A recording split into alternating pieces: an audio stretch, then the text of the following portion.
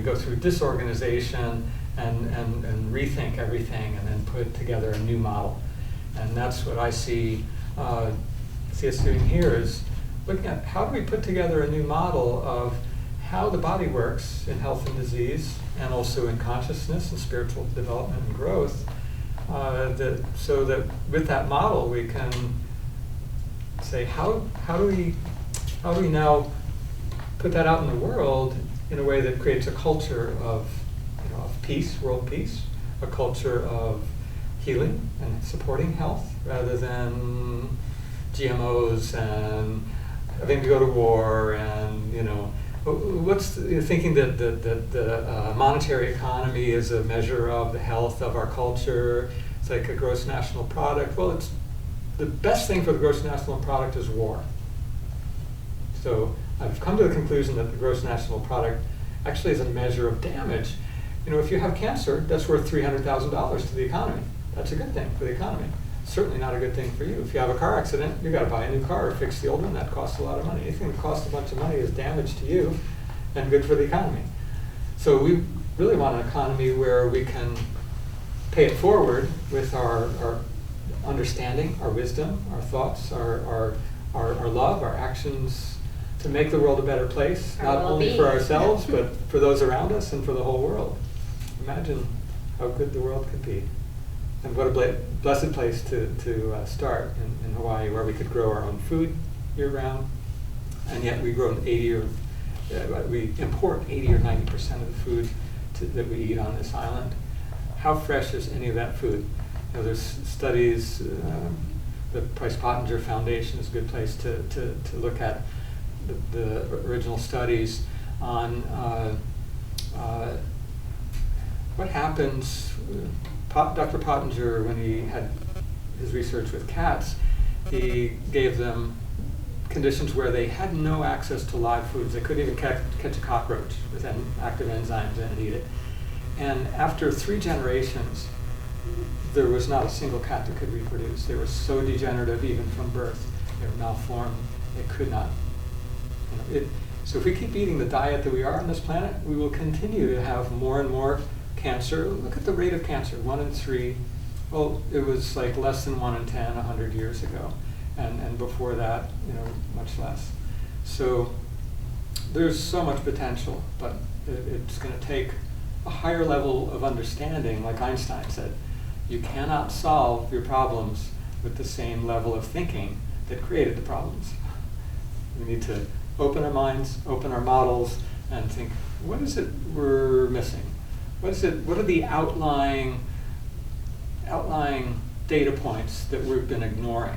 And an example of how that happens is in Australia, where we know there's a hole in the ozone layer, right? And the seasonal variation is a hole over the poles, and that would shift, and so there'd be this hole in the ozone layer over parts of Australia where there's lots of ultraviolet coming through, and people get more skin cancer, and they were measuring the ozone layer for years and years, and finally, at one point, they were getting data that said there's no ozone layer, and I thought, well, the equipment must be malfunctioning. It's not within the normal curve distribution of our measurements, so something's wrong. We're not sure, and then the measurements would come back to normal. So I don't know what it was.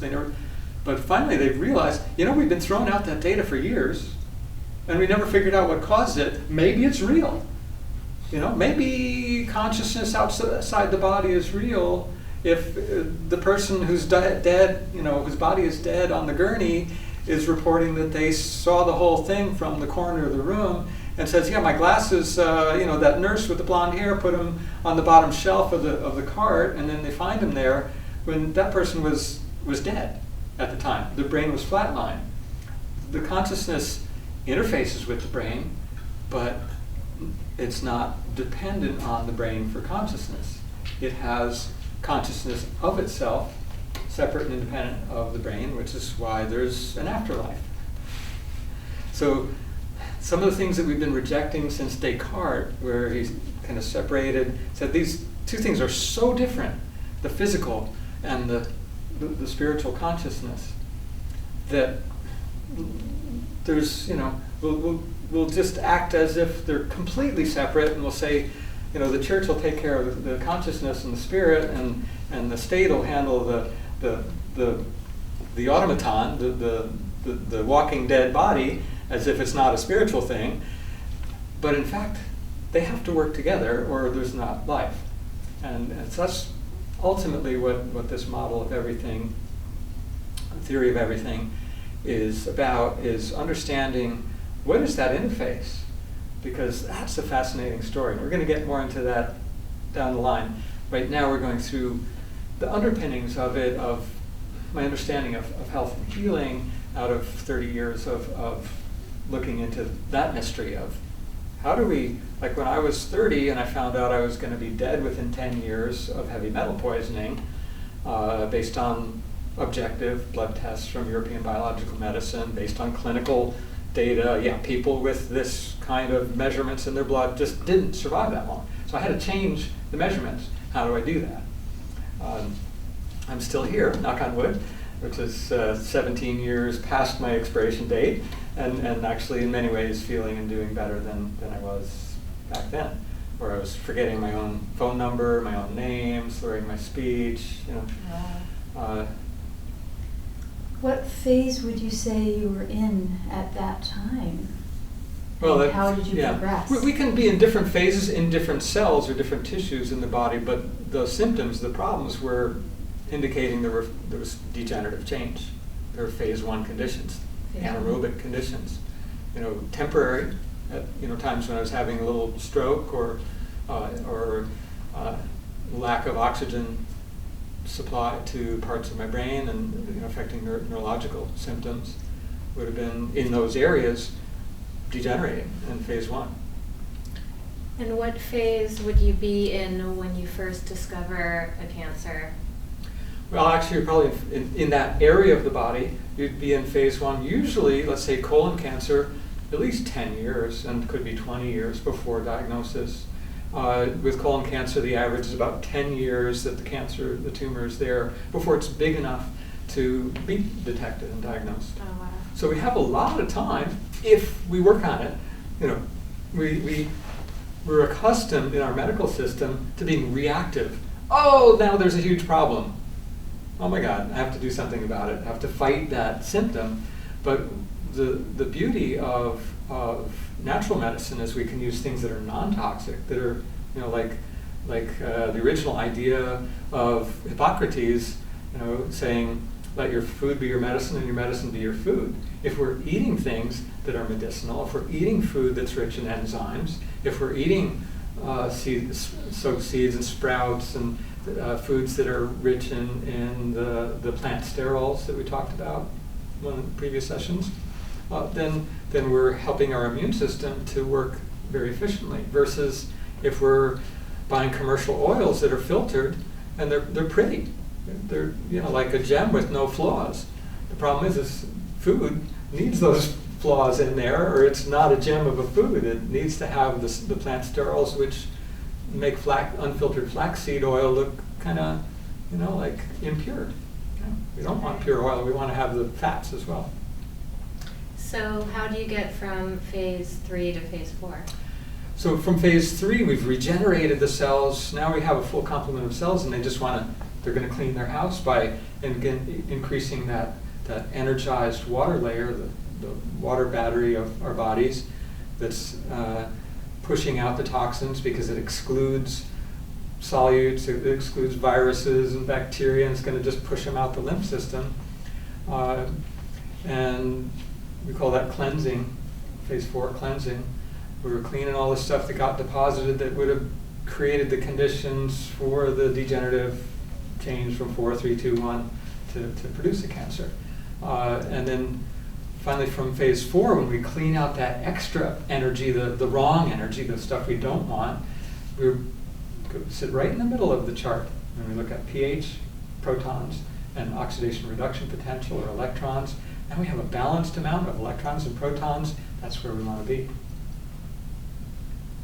That's the maintenance, the factor of maintenance. And it's a matter of, in phase 5, dealing with life stresses.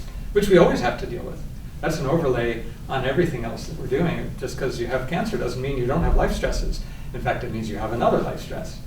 And especially if we have a mindset that says, this is your body gone wrong, it's trying to kill you. Well, there was a meta-analysis of all the cancer research done by a scientist in Europe somewhere 10, 15 years ago. And what he found was putting together all the studies together into one massive statistical experiment. And he found that actually the people who lived longest were the controls, who had no radiation, chemotherapy, or surgery. So our body is doing a darn good job of keeping us functional and alive, and that's what a tumor is. That's what a cancer cell is. It's actually a storage depot for toxins, including the waste of an inefficient metabolism that we talked about. And as soon as it gets the support it needs to function better, it will help us function better as well. That's not to say, there's no place for surgery. There's times when, because you're at such a late stage where cancer maybe is obstructing the colon and you can't move the bowels, well, that's going to create other kinds of toxicity and problems in the body. So if you have compression on a vital organ or vital system, surgery may be the only fast enough solution. But just like with open heart surgery, we want to avoid that. We want to reopen the arteries before we have to go in, even if it's microsurgery, even if it's the kind of modern surgery where they just make a small incision, arthroscopic, and that sort of thing. It's still damage. Even acupuncture technically is surgery because you're physically entering the body and you're doing some damage. It's a micro trauma, so it's not overcoming the body's ability to repair, and it's not leaving a scar because it's a minute linear trauma. The body's able to heal that without losing its capacity to supply nutrients and circulation. So this pretty much gets us back to a state of balance where we're dealing with our love life, money, how do we get food and water and shelter, and those are crucial things, the lifestyle factors that typically have led us down the trail to ill health. It's how we respond to those stresses. Exactly. Half of the toxins in our human body tissues are from our stress, from the life stresses, from our own neurochemicals, and how those don't fully break down and move out. Why? Because we have chronic stress. We're not designed for stress that goes on and on. We're just designed for fight, fright, or flight. The autonomic nervous system, the adrenals, they pump up our adrenaline. It's like coffee or chocolate or sugar. It's a stimulant. It gets us moving out of the way or getting rid of the problem, take corrective action or evasive action, and then we can relax again. But we live in a culture where the stress goes on and on. We wake up to it, we go to sleep with it. That's what needs to change culturally in order to have a truly sustainable, healthy culture. You're pretty healthy otherwise, so that's good. Good indication that your general terrain is not so bad.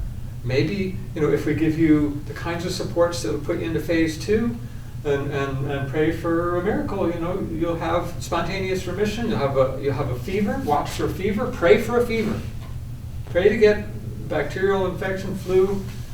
We'll take these bacterial supplements that have a broad spectrum of bacteria. One that's got about 3 dozen different bacteria that are soil-based organisms, stuff that we would have in our environment in a natural, the way our genetics are designed to live. We try to live in sterile environments, but yet the body's not sterile. We have this idea that it's supposed to be, and that's a good thing. Back somewhere around 250 years in Europe, there was a line of research. They developed a treatment for cancer that was 100% effective at dissolving the tumor, and it was by inoculating it with bacteria. They abandoned it because half of the people died of toxemia. Why? Because when it dissolved the tumor, the bloodstream had to then try to carry that out through the kidneys. So half of them were cured, And died. and the other half died. You know, they were all cured of cancer. But it's a clue, you know. I mean, get your kidneys working better. You know, use sweat to get stuff out. You know, do it a little slower. And who knows? You know, we had a guy come to the island to pass away. He was told he had 6 weeks to live, and he was already on morphine. He had liver cancer. It was metastatic to his lungs, and you know, it's like he was not, and his colon, and he was not in good shape. He was already in pain with the morphine. But he left his alcohol and tobacco in Boston, came out here to be with his daughter, who gave him fresh carrot juice and wheatgrass juice, like they would do at a cancer clinic in Tijuana, Mexico. And at 6 weeks, when he was supposed to be dead, he was off the morphine and pain-free. Now, he only lived 6 months. But he lived 6 good months with Hawaii. his daughter in Hawaii, being able to, Right. you know, Yeah. leave in a good way rather than on morphine and pain. Not even here, yeah. And the day that he passed, he was with it enough to know that was the day. He knew he was on his way out. He asked her and her husband to stay home from work, be with him. He passed at noon. You know, they got to say goodbye for 3 hours. It's like a conscious, you know, passage to the next life. Without pain, and no one, you know, with consciousness is way better than the other route. Well, thank you, Dr. Glen. This just brings up so many more questions, so I'm excited to investigate some more. Awesome. That's why we'll be back.